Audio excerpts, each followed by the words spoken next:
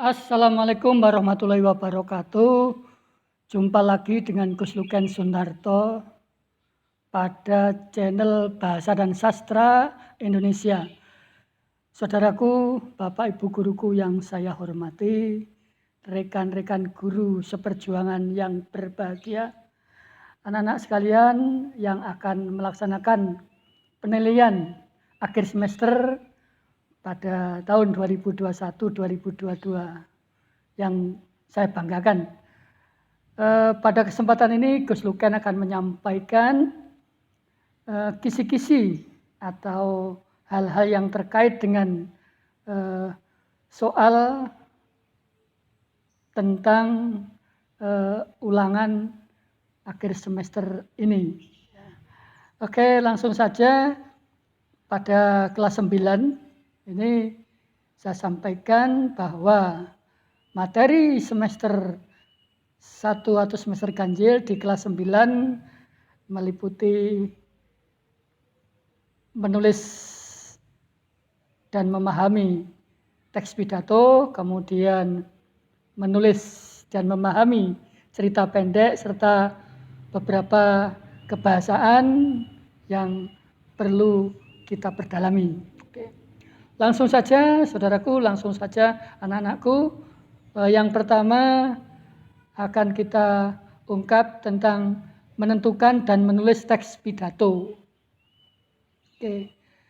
Jika nanti kita dihadapkan pada soal-soal untuk menentukan isi pidato, mencari informasi isi pidato, kemudian menentukan pertanyaan isi pidato, menyimpulkan isi pidato dan merangkum isi pidato, maka mudah caranya. Oke. Nanti akan saya beri kuncinya, triknya ya. Oke. Nah, pertama kali kita disuguhi bacaan atau deskripsi tentang penggalan pidato misalnya. Maka langkah pertama adalah kita mengenali kata-kata kunci atau kata-kata inti dari teks pidato tersebut. Ketika sudah bisa menentukan kata-kata kunci atau kata inti dari isi teks pidato tersebut, dari bagian isi, maka kelima kegiatan di atas bisa teratasi. Bagaimana menentukan kata-kata kunci bacaan atau teks pidato, nanti akan kita beri caranya untuk hal-hal berikut nanti. Oke. Kemudian yang berikutnya masih terkait dengan teks pidato. Kita nanti akan ditanya tentang bagaimana menuliskan struktur teks pidato. Kemudian menjelaskan kaidah kebahasaan isi pidato serta menjelaskan amanat pidato. Sekali lagi, dari kata-kata kunci yang sudah kita tentukan, maka ketika itu semua sudah ada kata kuncinya dari bagian isi, maka kegiatan ketiganya bisa teratasi. Oke. Nah, perhatikan kembali. Mari. Bagian kedua. Perhatikan kembali. 1. Bagian-bagian pidato. Ada 3 bagian anak-anakku. Pertama adalah bagian pendahuluan yang terdiri atas salam, sapaan, syukur, lalu ditambah kata-kata pendahuluan mungkin ada. Kemudian yang kedua, bagian isi.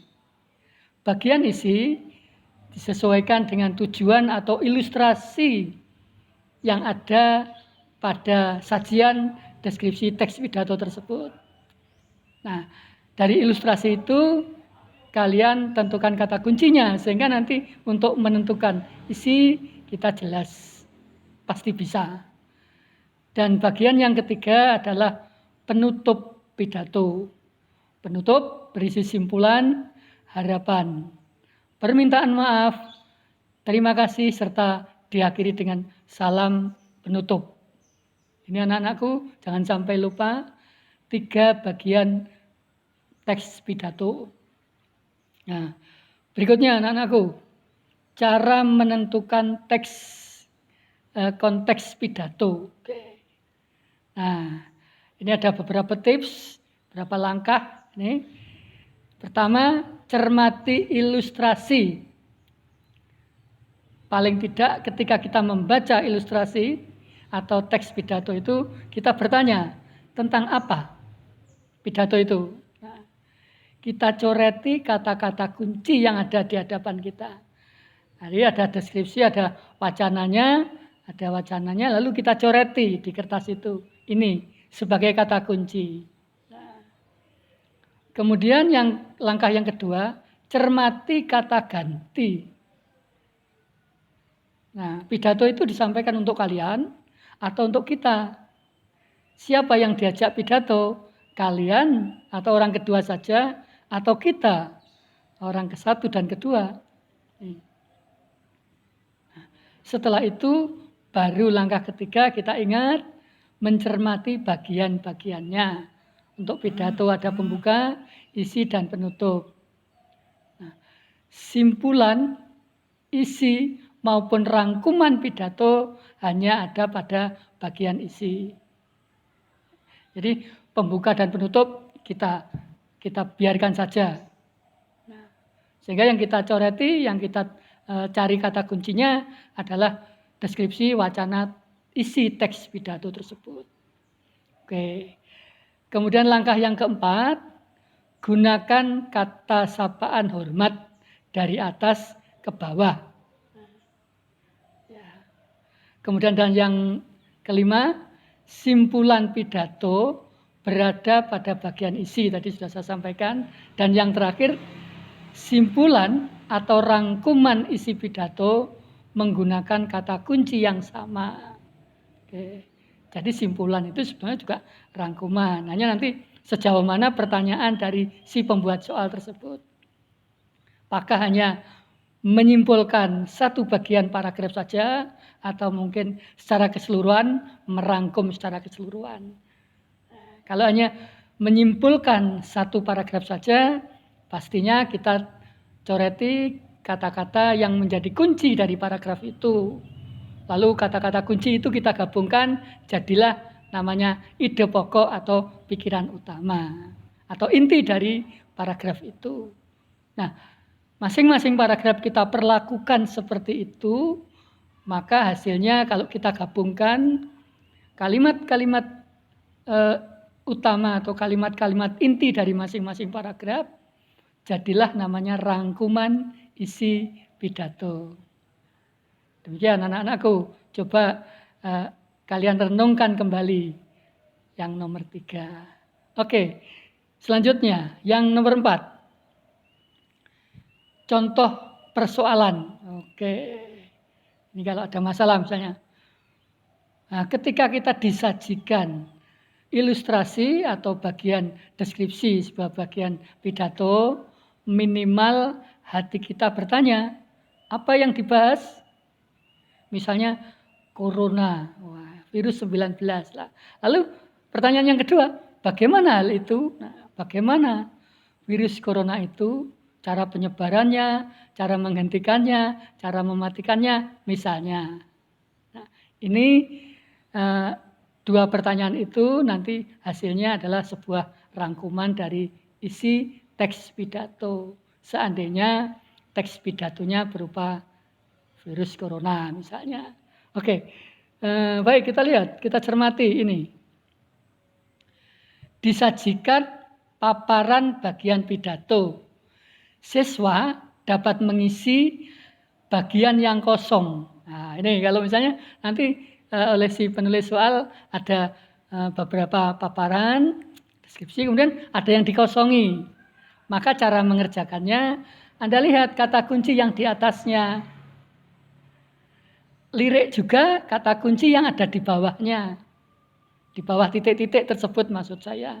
Nah, sesuaikan dengan kata kunci atau hal yang disampaikan dalam pidato. Jadi Jadi isinya nanti adalah yang ada hubungannya dengan kata kunci yang ada di atasnya serta di bawahnya. Oke. Ingat, bagian-bagian dari pidato. Ada 3 bagian, oke. Ya.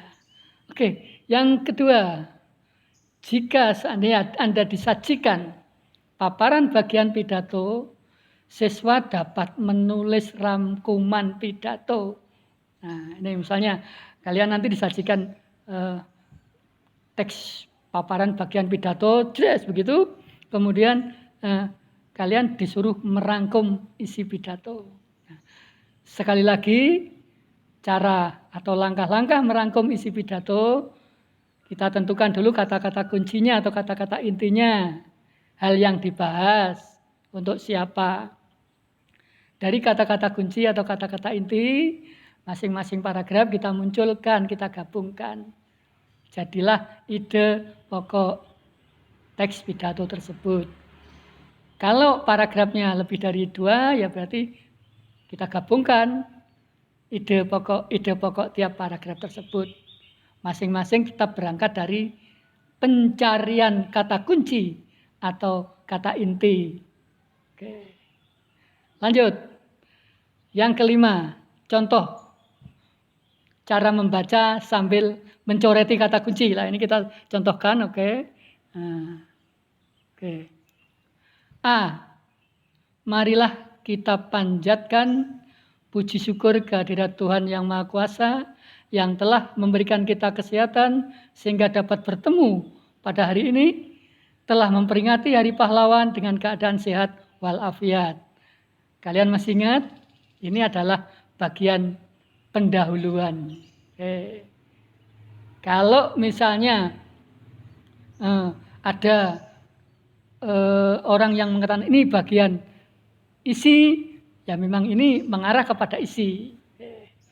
Karena mungkin dasarnya bagian pendahuluan itu salam, kemudian sapaan, kemudian juga syukur lah. Mungkin hanya 3 ini. Tapi di situ mereka kebanyakan ketika berpidato akan menghubungkan syukur itu dengan hal yang akan dibahas. Jadi sebagian pendahuluan. Oke. Ya, bolehlah ini dimasukkan sebagai isi, silakan. Ya, nanti tergantung pilihannya.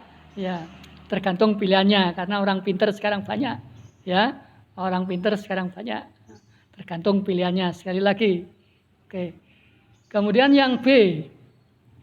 Nih, misalnya ada kata kunci ini. Tanggal 10 November atau bisa kita kenal dengan Hari Pahlawan adalah hari yang bersejarah bagi rakyat Indonesia. Saat rakyat Indonesia merebut kemerdekaan dari tangan penjajah, semangat dari para pahlawan inilah harus kita teladani. Ini masuk kepada isi. Baik, nah, ketika kita membaca sekaligus kita dalam hati bertanya, apa itu yang dibahas 10 November, kita garis bawah.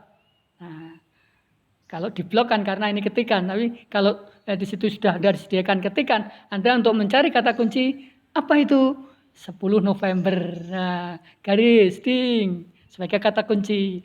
Ada apa di 10 November? Hari Pahlawan. Garis sebagai kata kunci. Oke. Nah, apa yang terjadi? Rakyat Indonesia bisa ini dimasukkan kata kunci, boleh merebut kemerdekaan. Ya, pelakunya jelas ini rakyat Indonesia begitu. Merebut kemerdekaan ini kata kunci. Dari siapa? Jelas dari tangan penjajah dong. Nah, lalu kata kunci semangat. Nah, semangat dari siapa? Para pahlawan. Bagaimana selanjutnya? Teladani. Oke. Jadi dari paragraf kedua itu muncullah kata-kata kunci 10 November Hari Pahlawan, saat para pahlawan merebut kemerdekaan, sehingga sekarang semangatnya perlu kita teladani. Andai kan kita disuruh mengulang menyampaikan deskripsi dari kata-kata kita sendiri. Minimal kita bisa menentukan kata-kata kunci dari bacaan tersebut. Oke, contoh trik selanjutnya. Kita lihat C, bagian C. Oke, kita baca. kita sebagai generasi penerus bangsa seharusnya mencontoh sikap para pahlawan yang berani berkorban demi bangsa Indonesia. Siapa? Kita. Apa kedudukan kita? Generasi penerus. Untuk apa? Mencontoh sikap. Dari siapa? Jelas dari pahlawan dong. Bagaimana caranya? Berani berkorban. Oke, jadi kata-kata yang saya cetak merah itu, Anda garis bawahi, itu namanya adalah kata-kata kunci. Beginilah cara atau teknik mencari kata kunci. Kita cari lagi untuk paragraf yang ke 1, 2, 3, 4. Oke, bagian D. Kita saat ini adalah memberi warna baru kepahlawanan dan mengisi kemerdekaan sesuai perkembangan zaman dengan pendidikan, sehingga kita bisa menjadikan bangsa ini sejahtera, maju, dan sejajar dengan bangsa lain.